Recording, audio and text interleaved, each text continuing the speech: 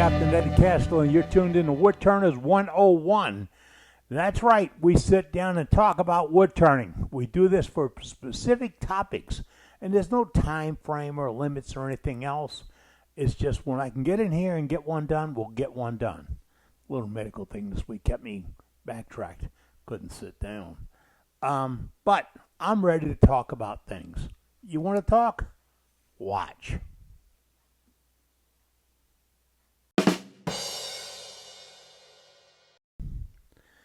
If you're a wood turner like I am, you think all your work has to come out fairly nice so that people go, ooh, ah, stuff like that. Okay? Ooh, is what you work for. Sometimes you have a problem. You get ready to put the finish on, and all of a sudden you find out it's not flashing back at you the way it should. You either messed up the finish or what. A lot of times it's what you've done is messed up the cut. Oh, yeah, I'm not picking on you. I'm just telling you straight out. When you see a piece, like this piece right here, this is a double turn bowl. Double turn bowl, this is one piece of wood, this is another piece of wood. I turned them both, I got them real thin, and I put them together. And I did this just about 10 years ago. That's right. And it came out nice. I put the green band around it to help conceal the glue joint. Now, in 10 years, being in an unconditioned space where it was at, it had a little movement, but I could think I can buff that and get it clean. But hey, what I'm talking about is this. Do you see the look, the finish on it? You can see it in a light. You see it now right there. Do you see that bump right there? There. It's right here. There's a bump. The deal is that's a high spot. But in it reflects light pretty good. It doesn't catch it and hold it.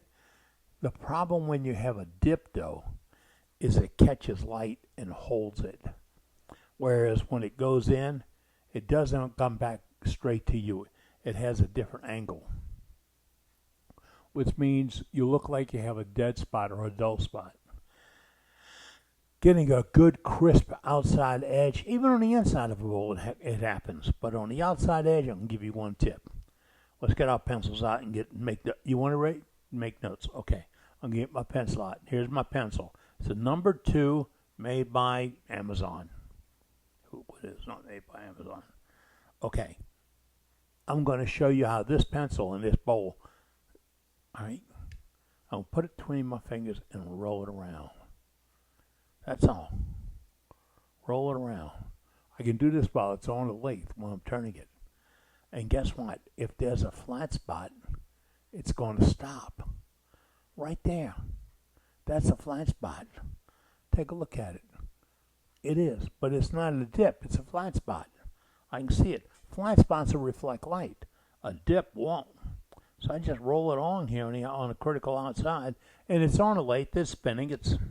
Here you go. It's right here in the chuck. I can do it while it's on there. This didn't hurt anything. It's not metal. You can make one out of metal if you choose. But when you roll around the outside and hold it lightly, hold it with 2 fingers like that. You see it? Now that's the way to tell if a piece has got any dips in it. If you have a dip or a flat spot, it's going to stop. I mean, the brakes are going to go, whoop, that's it. It's going to stop right there. Now, when that happens, when you put the finish on, you won't get a reflectivity out of it. Oh, it might look clear, might look good. You put it out, and all of a sudden, that line jumps out and grabs you. So get your pencils out. Get to thinking about contours and lines. And hey, if you get a chance, turn one just like this. I mean, it was so much fun. I could chuck this up and keep it on keep a tenon on it.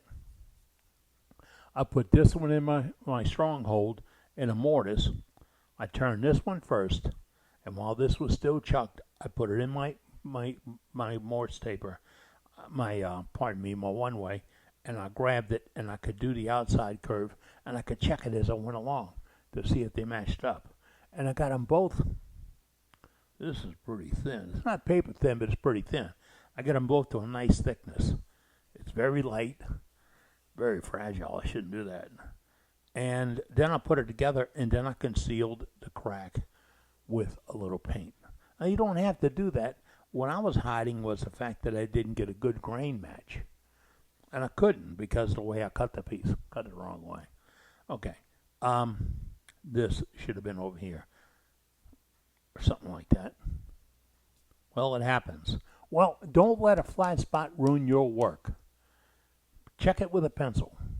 I don't know any other way that's better, but if you do, let me know. Because this is Woodturning 101. We're here to learn and share information. And if you got some tips or tricks, send them to me. I'm Captain Eddie Castellan. I'm right here in the studio, Woodturning 101. Get out and start making shavings. How's that work? You all right? You all right then? I'll put my pencil away. Because, you know, this is the easiest thing to lose in the entire shop. Yep.